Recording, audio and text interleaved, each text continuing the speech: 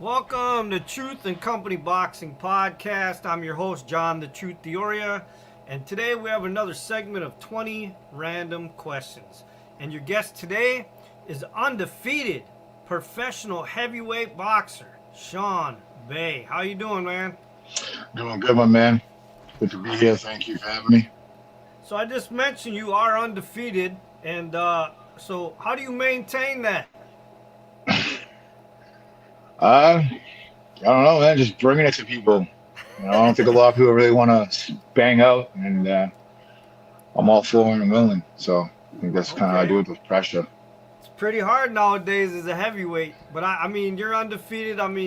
But I know you were in MMA a little bit too, and we're gonna touch on that in a minute. But so are you ready for these random 20 questions?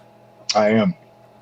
All right. So number one, tell me about your background and your upbringing a little bit. Mm. I come from a single mother and back household. Childhood was real rough. Came from a little rough neighborhood. Just typical, man. Typical fight story. Rough neighborhood. A lot of fights growing up. Got introduced to a boxing coach, Joe Ennis, when I was about like 18, 19. And then went on a run for like 4 years winning the New England Golden Gloves. So pretty much just like the typical street kid story. Just got into a lot Okay, of fights, and rough that's neighborhood. my second question is how did you get involved in the sport of boxing and MMA? Because you were in MMA for a little bit too. So Boxing, like I said, I was just getting into a lot of fights. I was dating this girl in high school, and her parents decided to try and help me out, and were just like trying to give me some direction. They knew a guy who trained people, and they wanted to bring me by, see if it was a good match. We linked up. We were definitely a good match for the time being, and I went on a little spree, went all the way to the Olympic trials. I was number four seed in the country in 2012. So we went on a good run, and then as far as MMA I kind of just did because I don't know. I guess it was kind of similar to street fighting, and I had enough experience in that. I had a friend growing up in high school that used to wrestle. Um, I used to try to be on the wrestling team until I get kicked off every year. But so I had a little bit of background on grappling, and I just kind of did it for like shits and giggles. You know, how many boxing's how many always M- how many MMA fights did you end up having? it was like eight, something like that. I think it was like 5-2 in my amateurs, 5-2 in my amateurs, and I lost my pro debut. Unfortunately, found out on the car ride there that I was having my this girl I was talking to at the time was pregnant. So yeah, it's kind of a hit, and I couldn't keep my head together, and I ended up taking a loss. Okay. Question three: if they made a movie about your life, what would it be titled? Oh man, that's a good one. Um, Shoot, story of my life. What would it be titled? Heavily striving. Okay. Question four. So now I know the answer to this question, but this is why I threw the question in there because I want the fans to know. Question four: have you ever had an incident where you almost died? Oh yeah, yeah, bunch, Yeah, bunch. but there's a big one though that a lot of people know about and some people Oh, the don't. cancer. Well, the cancer and the car accident. Oh yeah, car accident too. Yeah, yeah. So about like a month after the Olympic trials, I was coming home. I was speeding a little bit and hydroplane. I didn't know it rained up here. I was coming from the Cape, or end up north. Cape south of where I live. So I was coming from the Cape south, and it rained up north. I came on a straightaway and just hydroplane, and I'm crashing. Lost a finger. Um, Broke like three ribs. Bruised my lungs pretty badly. I had to do like breathing therapy in the hospital. Bruised my sternum, my pelvic bone. I had a hairline fracture in my right femur, and I broke my right ankle and sprained my left ankle. Wow, how long did it take to recover from that? To be honest, kind of quickly. I don't know if I was actually recovering at this point, but I'd say 3 months, because 3 months later I fought in the Golden Gloves, and I moved up to heavyweight. Um, I don't think I was healthy and in shape at the time, but I was kind of just pissed off on crashing and losing a finger after the Olympic trial. So I said, what better than to win the Golden Gloves in the weight class above? So then, how much longer after that accident and that recovery did you find out that you had stage 4 cancer? Oh, years later. So that car accident was I was 22, and then the cancer hit when I was about like 27, 26, 27, something like that. Okay, and now that's a pretty rare deal, man, that you've beat stage 4 cancer. For people that don't understand, usually stage 4 cancer, that's it. That's the last stage. You just kind of, write out the will and get your things in order because you don't got much hope, and somehow you've managed to beat that. So what are they saying that how you've beat this? Well, yeah. I mean, I was given like 6 months to live. I had a son 3 months prior from finding that out, and I just grit. And to be honest, there's a lot of anger and grit that I was just like, you know what, I'm not gonna fucking die. Fuck everybody. I'm gonna live, and I'm gonna continue doing what I do, and that's pretty much what it was, man. Just grit. And now, how long has it been since that you found out? It's coming up almost I've been almost in remission for like almost 5 years now. Wow. So about and like you're still fighting, and you're still healthy, and you're feeling good? Yeah, man. Yeah, I don't know how to lay down. That's impressive. All right, question 5. Do you have any boxing superstitions? I don't know about superstitions, but maybe just I wouldn't have sex for like maybe 2 or 3 days leading up to the fight. If I could push a week, I'd do it, but like at least 2 or 3 days. I don't know. I see studies saying it doesn't mess with your legs, but I've had that experience, so I tend to stay away from it. Okay. Question 6. If you could go on any reality TV show, which one would you go on? Reality TV show. I don't even know if I watch reality TV shows, so know which ones are out there. What reality TV shows are out there? Well, I mean, you got the competition ones, but then you got the regular, like, ones that just focus on people's lives. You got, like, the Kardashian type ones, but then you got the Survivor, you got the Alone. Man, I would go on probably the Kardashians, and I'd probably just follow in the footsteps of Scott. Is it Scott, his name, right? Is Scott? Yeah. Just shitting on him? Just talking shit all the time? Yeah, I'd probably do that. Okay. All right, question 7. What's something that your boxing fans don't know about you? Don't know about me. I don't know, I'm kind of an open book. Shoot. I couldn't tell you, man. I'm pretty open. I'm sure they probably know. Maybe my main focus and everything is just being a devout Christian, good husband and father. I take family and God very serious. Okay. Question 8. If you could have dinner with any 4 people in the world, dead or alive, celebrities, people from history, anybody, who would be the 4 people at your table? Dead or alive?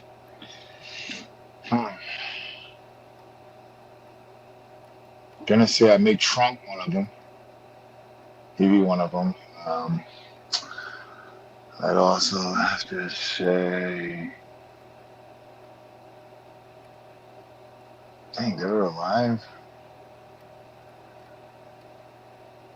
I mean, I guess I'd want to talk to Sugar Ray Robinson. Probably get him at my table. Floyd Mayweather.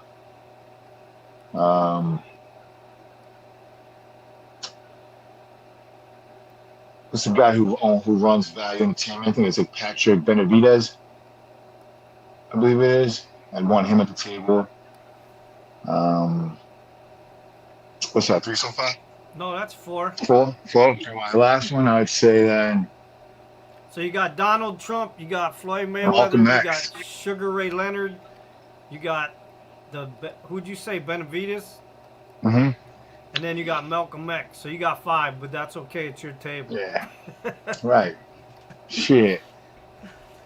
All right. So question 9. If you could have been a professional in any other sport, what sport would it have been?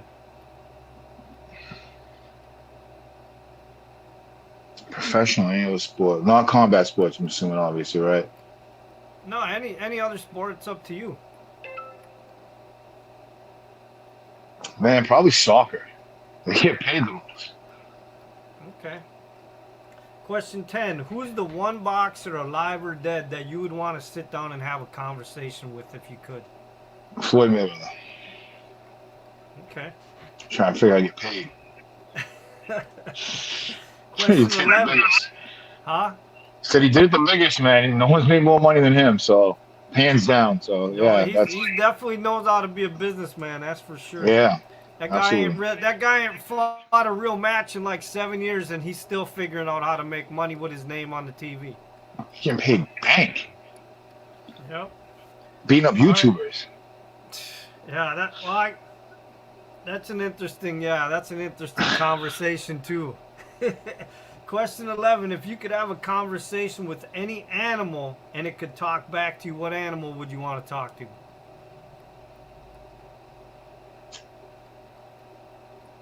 Probably a jaguar. Crazy ass hunters. All right, question 12. What motivates you? My family, my wife, my son. All right. Question 13. What has been the biggest accomplishment in your life?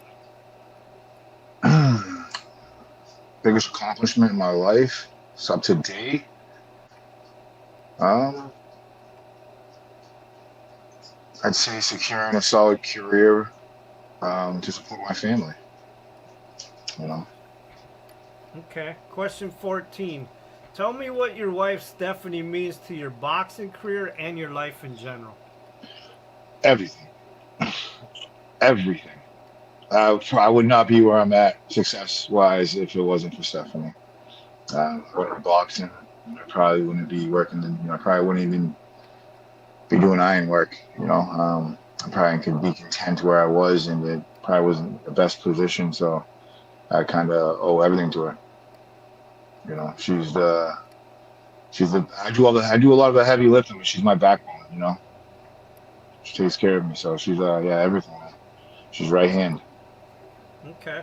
Question 15. Who was the hardest puncher you've ever faced in the ring in a fight or sparring? Joshua Harris. He's a heavyweight from New England, and yeah, that man, every time he hits you, like I can just thought in my head CTE. I was like really trying to avoid being hit by him.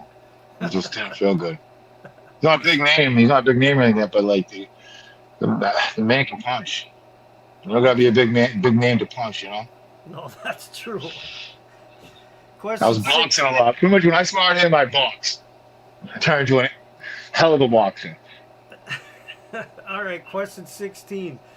Can you tell me an interesting story so far out of your boxing career? Interesting story of my boxing career.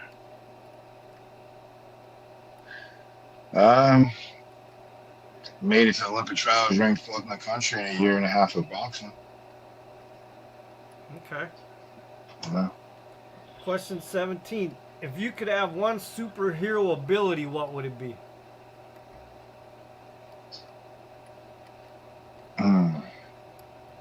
Teleportation. Okay. Question 18. What are your goals in the next few years in the sport of boxing? Simple, man. Crack some skulls, cash some checks, slide on out. What about a world title? Yeah, I mean, obviously that's huge. I'd love to have that, but I mean, I'm a prize fighter. I'm here to cash checks, and obviously, I would love to fight for a world title. That's the goal. But in the end, I mean, even if I didn't, I'd still be happy to know if I made a good living, and created some generational wealth for my family, then it'd be solid. But personally, like my own desires would be winning a world title. But as far as the bigger scheme of things, it's just getting paid. I wouldn't want to win a world title and on my route, we pretty much made no money. Okay. Question 19. What's something that you're very passionate about besides boxing? Oh, lifting weights and ironwork. I love them both. Actually, lifting weights is like my real true passion. I was a meathead growing up when I was a kid. I got a membership when I was like 15 in the gym, and like every year till I was like 22, my mom would like just Christmas present was just paying my yearly gym membership. So gym lifting and honestly ironwork. I love ironwork. Love waking up every day and going to walk the steel, bang the iron. It's just it makes me feel like a man. True. Some of the last Mohegans. I give you credit, man. That'd be scary as hell to be up there. Yeah. It's definitely different. Yeah, I think it takes a special kind of person to do that, honestly. You said it. All right, question 20. This is your last question. If you could have a boxing match with any fighter in history, alive or dead, who'd your ultimate fight be against?